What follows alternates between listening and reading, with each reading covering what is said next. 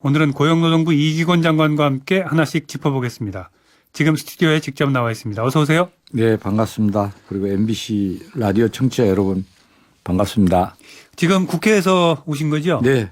그러면 다시 방송 끝나고 국회로 다시 가야 됩니까? 다시 가야 됩니다. 김행국께서 말씀하신 대로 어제 저녁 늦게 여야 대표 간에 노동개혁 5대 입법도 오늘부터 집중적으로 논의를 하고 부족하면 임시국회를 열어서 합의 처리한다 이렇게 해서 오늘부터 논의할 걸로 대비해서 국회 가서 기다리면서 또 여러 의원님 찾아다니면서 빨리 합시다라고 했는데 아직 그게 안 되고 있어서 안타깝습니다. 말은 그렇게 했다고 그러지만요. 네. 지금 정부 여당이 예산안과 연계해서 우선적으로 처리하려고 하는 법안에도 노동개혁 5대 법안은 들어가 있지 않잖아요.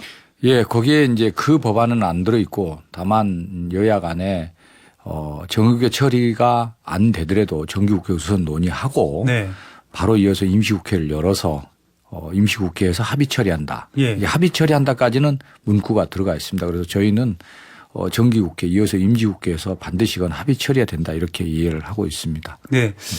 구체적으로 이제 쟁점에 대해서 얘기를 하기 전에 제가 먼저 양해를 좀 드려야 되겠습니다. 오늘 이기권 장관과 말씀을 나눠야 되니까요. 제가 아무래도 노동부의 생각과는 반대되는 입장에서 질문을 드릴 수밖에 없겠습니다. 양해를 좀 먼저 부탁드리고요. 우선 현재 가장 논란이 되고 있는 게 기간제법하고 파견법 아니겠습니까? 기간 연장 문제하고 파견 문제인데 우선 들게 되는 의문이요. 노사정위원회에서 합의가 되지 않은 건데 왜 이걸 굳이 다른 법안과 함께 올해 안에 처리하려고 하는지 그것부터 먼저 질문을 드리고 싶은데요. 예, 그 가장 큰 쟁점이기도 합니다. 예. 근데 이제 우리가 노동개혁을 왜 하느냐에서 출발해야 그 문제의 답이 풀린다고 보고 있습니다. 그래서 노동개혁의 목적은 지금 일자리 때문에 고통받고 있는 청년들에게 일자리를 늘리자는 게 큰 목적이 있고요. 두 번째는 중소기업 근로자나 비정규 근로자의 처우가 매우 낮거든요. 그래서 이분들의 처우를 좀 개선하면서 또 고용도 안정시켜주자. 요게 이제 두 번째 목적입니다. 그러면서 일자리 내에 대기업 정규직 근로자와 중소기업 근로자 격차를 해소해보자. 이게 이제 세너 가지로 목적이 있습니다. 그 부분을 해소하고자 지난 대타협을 했고 그 대타협 내용에 5대 입법, 2대 지침, 그다음 현장의 실천 이 세 가지를 나눠서 지금 진행을 하고 있습니다. 그래도 5대 입법 내용이 말씀하신 대로 지금 파견 기간제 문제를 포함해서 첫 번째는 우리 사회가 임금 지급을 예를 들면 상여금 줄 때 몇 프로로 할 거냐 이런 임금을 둘러싼 갈등이 크기 때문에 이런 갈등을 해소를 하고 또 근로시간에 대해서 지금 뭐 해석이 막 다르고 있지 않습니까? 또 우리가 근로시간이 길기 때문에 줄여야 된다고 보고 있고 그래서 근로시간을 명확히 하면서 또 근로시간을 점차 줄여서 일자리를 늘리고 그러면서 지금 말씀하신 대로 기간제 근로자들의 고용 안정을 가져올 수 있는 기간제법의 보완 그리고 중장년층의 이 안정적인 일자리를 제공할 수 있는 파견법의 보완 그러면서 이제 앞으로의 그 산업사회는 일자리 이동이 좀 심할 수밖에 그런 추세입니다. 그래서 이동 간에 실업이 됐을 때 실업급여를 지급하는 기간과 수준을 좀 높이고 또 출퇴근에 제외를 하더라도 산재로 인정해주는 사회 안전망을 강화하는 이런 내용으로 이제 내용이 되어 있습니다. 그런데 합의하는 과정에 근로 기준에 관한 문제랄지 실업급여 지급 인상 문제랄지 출퇴근 제외 문제는 좀 구체적으로 합의를 했었습니다.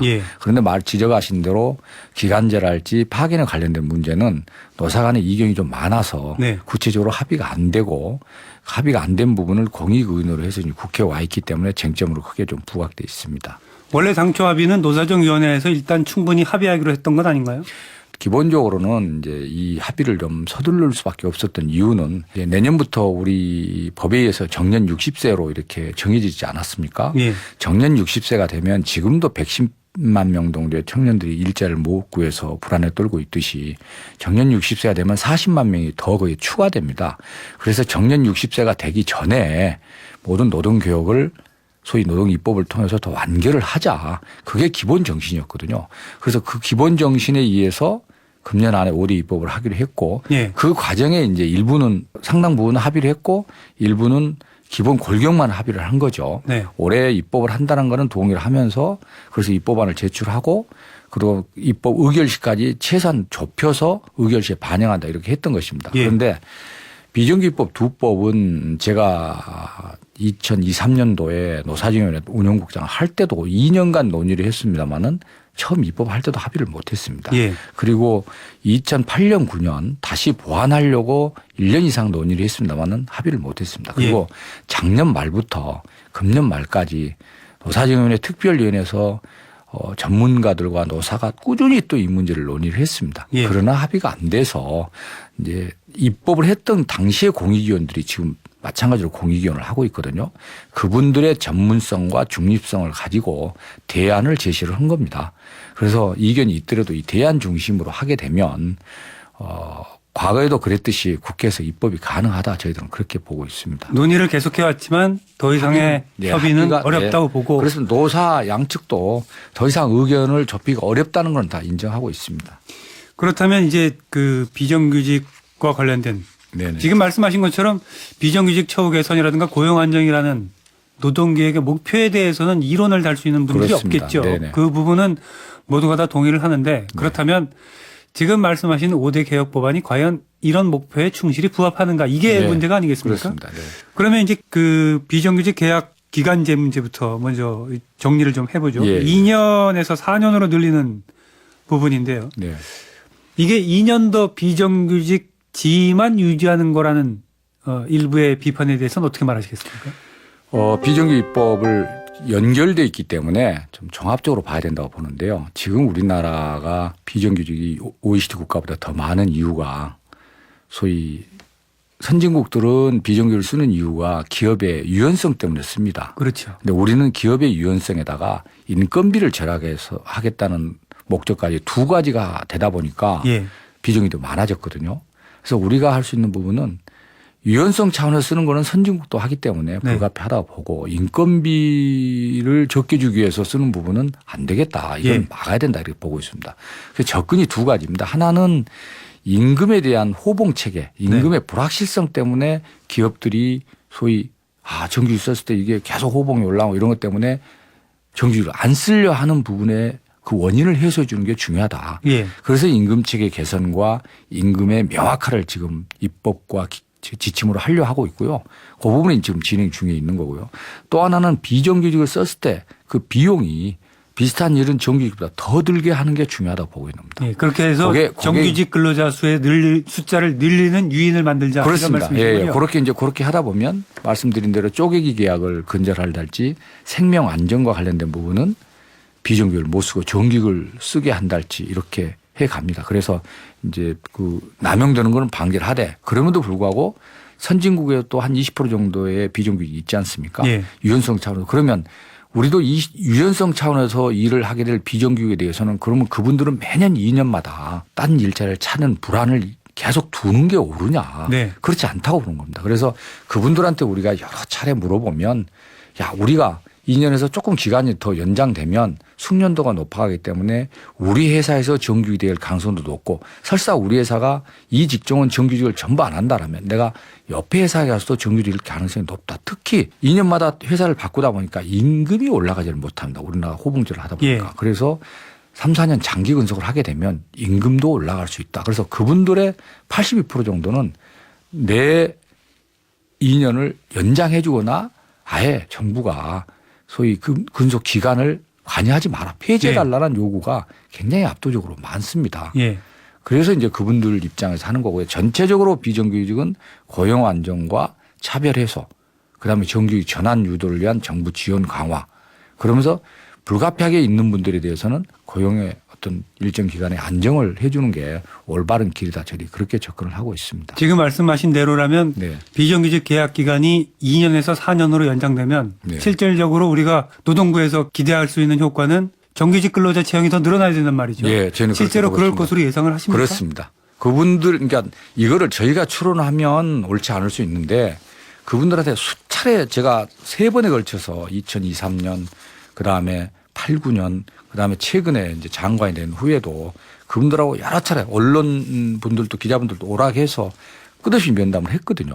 그분들이 왜 늘려달라고 합니까라고 했을 때 3가지 중에 중요한 중에 하나가 내가 2년에서 한 4년쯤 하게 되면 정규직 가능성이 매우 높아진다. 그걸 아주 중요한 이유로 들고 있고요.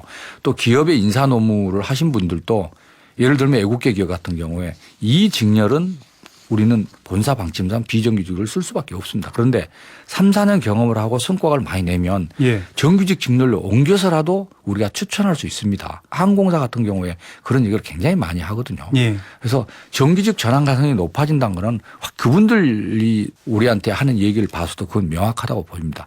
그리고 설사 그 안 된 분들 입장에서 보더라도 예. 이제까지는 2년마다 교체될 수밖에 없는 불안이었는데 그리고 4년마다 하게 되면 그나마 좀 안정적이지 않겠습니까? 이직수당과 관련된 질문 네네네. 하나 드릴게요. 정기직으로 전환되지 못하고 회사를 나올 경우에 이직수당을 지급해라. 네네. 이런 건데요. 이게 그 항공노총 쪽에서는 아무래도 기업들 입장에서 생각해 보면 그냥 이직수당 주고 4년짜리 숙련된 비정규직을 반복적으로 쓰지 않겠냐. 이렇게 주장을 하고 있는데 이 장관께서는 조금 다르게 보시는 거죠. 예, 그분들이 우리 기간제 근로자들의 특히 35세에서 55세는 우리나라에 80만 명 정도가 계시는데요. 그분들의 10명 중에 1명이 정규직 전환되고 9명은 딴 데 일자리 2년 되면 찾아야 될 분들입니다. 예. 그래서 그분들이 이제 기업이 원해서는 기간 연장을 안 해주고 2년을 원칙으로 하되 근로자가 희망했을 때는 2년을 연장해 주는데 거기까지는 기업도 희망을 합니다. 2년 연장해 줄 때까지는. 그런데 2년 연장하고 2년이 끝난 뒤에 4년이 됐을 때 정규직 안 하고 나가라고 그러면 효과가 정규직 되는 비율이 그렇게 높지는 않을 거라고 봐서 예. 거기에 추가로 2년 지난 뒤에도 정규직을 안 했을 경우에는 이직수당을 더 줘서 코스트를 더 들게 하자. 예. 그러면 일정 부분은 정규직으로 갈 거다. 또 남용을 10%라는 가상금이 있기 때문에 퇴직금외에 비정규직의 전체 채용 규모나 남용을 방지할 거다. 이렇게 보고 있는 겁니다. 파견법 개정에 대한 질문으로 네네네. 넘어가 보겠는데요. 네네. 그러니까 파견 허용 범위를 확대하자는 게 주요 골자라고 얘기할 수 있는데 네네. 지금도 불법 파견이 많지 않습니까? 예. 파견 범위를 넓히더라도 예를 들어 지금 기업들에서 행해지고 있는 불법 파견을 막을 수 있는 별도의 조치는 필요하지 않겠습니까? 그렇습니다. 지금 이제 우리가 파견을 확대하는 거는 저희들은 파견법을 중장년 일자리법이라고 보고 있습니다. 예. 특히 55세 이상 되신 분들이 자기 원래의 일자리에서 뭐 이렇게 퇴직을 하고 난 뒤에 우리 국민들이 평균 완전히 일을 그만두는 연령이 평균 71세입니다. 그러니까 늦게까지 다시 새로운 일자리를 찾아서 일을 하실 수밖에 없는 구조죠. 그런데 예. 다시 일자리를 찾기가 굉장히 어렵습니다. 또 찾았다 하더라도 재취업하신 분들의 임금 수준이 전에 일했던 임금 수준의 3분의 1밖에 안 되고 있습니다. 네. 그래서 그분들의 일자리를 원활하게 찾게 해주는 게 굉장히 절실한 문제입니다. 그렇죠. 그래서 이제 예를 들면 이렇습니다. 은행을 이제 희망퇴직 하신 분들이 중소기업도 은행 업무랄지 자금 업무를 담당할 사람들이 필요하잖아요. 예. 근데 100명 정도 되는 중소기업에 그런 분들이 한 명이 풀타임으로 5일 동안 근무할 필요는 없거든요. 근데 그분이 파견 회사에 가서 월요일 날은 A 회사, 화요일 날은 B 회사, 수요일 날은 C 회사 이렇게 소속은 내가 파견 회사니까 이렇게 부분 여러 개 회사를 맡아서 할 수 있는 다양한 형태의 근무가 가능합니다. 예. 본인은 풀타임으로 5일 근무를 하면서 그래서 파견법은 말씀드린 대로 중장년 일자리법이다 이렇게 하고 있고요. 예. 지금 우리 말씀해 주신 제조업 부분에 이제 파견을 왜 확대하느냐 이런 질문들이 많이 있거든요. 그 제조업 부분에 불법 파견도 있지 않는 지역도 많이 있습니다. 그렇죠. 이제 제조업의 파견을 금지한 나라는 우리가 유일한 나라입니다. 예. 파견은 우리가 가장 강하게 엄격하게 규율을 하고 있습니다. 그러다 보니까 이제 어떤 현상이 벌어지냐면 제조업의 파견을 금지하니까 100명 되는 회사에 도급이 생깁니다. 사내 도급이. 도급은 노동법으로 뭐 차별을 해소하라, 고용 기간을 보장하라 이런 거를 할 수가 없습니다. 예. 그러니까 도급 근로자들은 근로조건이 더 열악해지고 있습니다. 그래서 이제 혹시 이 도급 근로자가 파견 형태를 띠고 있는데 형식만 도급이 아닌가라고 봐서 저희들이 감독을 합니다. 네. 그래서 원청 사업주가 혹시 요 도급 근로자들 직접 일을 시킨 건 없는지 이렇게 하다 보니까 그렇게 했을 경우에 이거 불법하니까 원청으로 소속으로 옮기세요라고 우리가 지도를 하고 있거든요. 그러다 보니까 원청 사업주가 도급 근로자들한테 더 관심을 안 씁니다. 예. 뭐 안전도 신경 안 쓰고 교육도 안 시켜주고 소위 복지나 이런 부분에 임금 인상도 관여를 안 하고 왜 관여를 하면 불법 파견으로 보기 때문에 그러니까 더 열악해집니다. 그래서 그다음에 그런 현상이 하나 있고 또 저희가 이제 기업체들의 물량이 순간적으로 증가할 때를 대비해서 제조업체도 6개월간은 파견을 허용할수록 돼 있습니다. 예. 그러니까 6개월간 파견을 해서 바꿔 쓰고 하다 보니까 거기에 일하시는 우리 근로자 입장에서는 굉장히 6개월마다 직장을 옮기면 더 고용의 불안정성이 있거든요. 그래서 이런 현상을 가장 심한 데가 소위 뿌리산업업종입니다. 주조, 용접, 도금. 그래서 이쪽에 차라리 합법적으로 2년 파견을 허용해 주면 소위 도급과 원청 간의 격차 문제, 이게 같은 일자리라도 파견으로 하는 일자리와 용역이나 도급으로 하는 일자리 간의 임금 격차가 14% 정도 있습니다. 지금 말씀대로라면 도급업체 근로자라는 신분이 파견 근로자라는 신분으로 못합니다. 바뀌는 것밖에 14% 급여가 올라오고 의미가 없는데요. 급여가 14% 정도 오르고요. 그다음에 6개월 파견에 옮겨야 되는 분들은 최소한 2년 이상은 일할 수 있는 거죠. 그 부분에. 그래서 그 양반으로 얘기를 해보면 2년에 안정되고 14% 임금 인상이 될 수 있다라면 희망한다는 겁니다. 그리고 지금 불법 파견 문제는 결국은 파견을 허용 안 해서 되는 문제가 아니고 도급으로 가장 낮은 단계로 용역으로 가버린 부분을 가급적 파견으로 봐서 거기에 차별적인 요소가 있으면 차별을 해소하라고 이렇게 시정하고 하는 거거든요. 그러면 예. 합법으로 그걸 허용해 주면 예. 애시당초 말 그대로 차별적인 요소가 방지된다고 보고 있는 겁니다. 노사정위원회 아까 얘기하신 공익 전문가 그룹이라는 게 있죠. 네네네. 거기서 상용형 파견 모델이라는 의견을 내놨어요. 네네 그렇습니다. 예. 파견의 범위는 넓히되 네. 파견 근로자들을 파견업체가 정기직으로 고용하자. 뭐 이런 예, 건데 예, 네. 이런 대안은 어떻게 보십니까? 저희 이제 우선 환경노동위원회에서 깊게 파견이 정말 우리 작년 일자리법이다라고 놓고 확대해 가면서 이제 그래도 보다 보면 앵커님께서 말씀하신 대로 2년 기간이기 때문에 2년 있다 또 옮겨야 되는 문제가 있다. 예. 그러면 2년간은 뭐 급여도 14% 이상 올라가고 과거 6개월 옮긴 것보다는 더 안정적이지만 또 2년의 불안정성이 있지 않느냐. 예. 이 문제를 어떻게 해결할 것이냐 문제가 지적이 됐거든요. 예, 예. 그러면 A라는 파견 회사의 상용 근로자로 완전히 무기계약직으로 계약을 맺어서 계속 근무를 하는 거예요. 예. 다만 사용하는 사업체가 2년 동안 이상을 못 사용하도록 해놨기 때문에 네. A라는 회사에서 2년간 일하고 또 B라는 회사에서 일하고 월급은 원래 소속된 파견에서 계속 받는 거고요. 이렇게 하는 것이 파견으로 일하는 분들의 일의 연속성과 고용의 안정성을 준다 그 제의를 했습니다. 저는 예, 예. 의미가 있다고 보고요. 예. 우리 환경노동위에서 논의를 할 때 밀도 있게 논의를 하면 이런 부분에 대해서 혹시 야당 이런 데서 의미 있게 제시를 하고 크게 하자라고 하면 저희는 긍정적으로 검토할 생각이 있습니다. 앞서서 이기원 장관께서 먼저 말씀하신 것처럼 네. 어떤 노동개혁도 다 그 목표는 비정규직 차별 철폐 또 고용 안정 이런 게 네. 목표 아니겠습니까? 네, 그렇습니다. 비정규직 문제와 관련해서요. 기업들이 비정규직에 대한 근거 없는 혹은 이유 없는 차별을 하고 있다면 그런 차별 철폐를 기업들에게 맡겨두지 말고 고용노동부가 적극적으로 나서서 차별을 줄이도록 강제해야 되는 것 아니냐 이런 얘기를 할 수 있는데 어떻게 생각하십니까? 예, 오르신 지적입니다. 우선은 우리가 노동개혁을 하는 근본 목적이 기업들이 소위 우리 근로관계의 핵심 룰인 임금이나 근로시간, 고용관계의 불확실성 때문에 소위 정규직 채용을 안 하고 비정규직을 채용하는 이걸 없애줘야 되거든요. 그렇죠. 그래서 그 부분을 투명하게 하고 예. 또 하나는 인건비 절약 차원에서 비정규직 쓰는 거를 남용을 방지해서 비정규직을 줄여가야 됩니다. 예. 줄여가면서 있는 분들의 차별받지 않도록 하는 게 굉장히 소중하거든요. 예. 과거에는 근로자들이 차별을 받았을 때 노동위원회 가서 신청을 해서 위원회의 판정을 받았을 때 시정을 하도록 이런 절차를 했습니다. 네. 근데 이제 14년도에 전국에 있는 우리 지방노동청에서 직접 근로감독을 해서 차별이 있으면 현장에서 시정하도록 해라 이렇게 돼 있습니다. 그래서 작년 올해부터 이제 올해 하반기부터 저희들이 모든 회사에 감독을 나갈 때 예. 비정규직이 있으면 차별적 요소가 있는지를 분명히 점검을 해서 예. 차별적 요소는 반드시 해결하도록 하고 그다음에 이제 차별 해소를 할 때는 비슷한 업무를 하는 비교 대상 정규직 근로자가 있어야만 됩니다. 법으로 하려면. 그렇겠죠. 그런데 그런 게 없는 경우 있거든요. 예. 비서직 전체가 기간제인 경우 있거든요. 그럴 경우는 우리가 가이드라인을 내려서 비록 비교 대상이 없다 하더라도 그 회사에 근무하는 것 자체만으로도 네. 기본 복지나 이런 부분은 차별하지 말라. 예. 그건 이제 저희들이 법적으로 시정명령을 할 수는 없지만 가이드라인으로 그렇게 유도를 하려고 하고 있습니다. 그래서 차별에 대해서는 이제 징벌적 배상 제도도 있고 예. 아예 그 규칙이 그려져 있는 부분은 규칙 자체를 바꾸도록 하고 있기 때문에 예. 앵커님께서 말씀하신 대로 정부가 강력한 의지를 가지고 차별 해소를 해가려고 합니다. 네, 더 말씀을 듣고 싶지만 오늘은 여기까지 들어야 되겠습니다. 예, 오늘 네. 수고하셨습니다. 고맙습니다. 또 국회로 가보셔야죠. 예, 예. 가서 열심히 논의해서 입법이 돼서 우리 근로자들 특히 뭐 지금도 일자리 만들어 달라고 국회 앞에 뭐 소위 단식 우리 릴레이 농성을 하고 있는 우리 청년들 보면 가슴이 아픈데 우리 어떻든 국회에서 빨리 입법이 돼서 청년들에게 희망을 줄 수 있도록 최선을 다하겠습니다. 네, 지금까지 이기권 고용노동부 장관이었습니다. 수고하셨습니다. 감사합니다.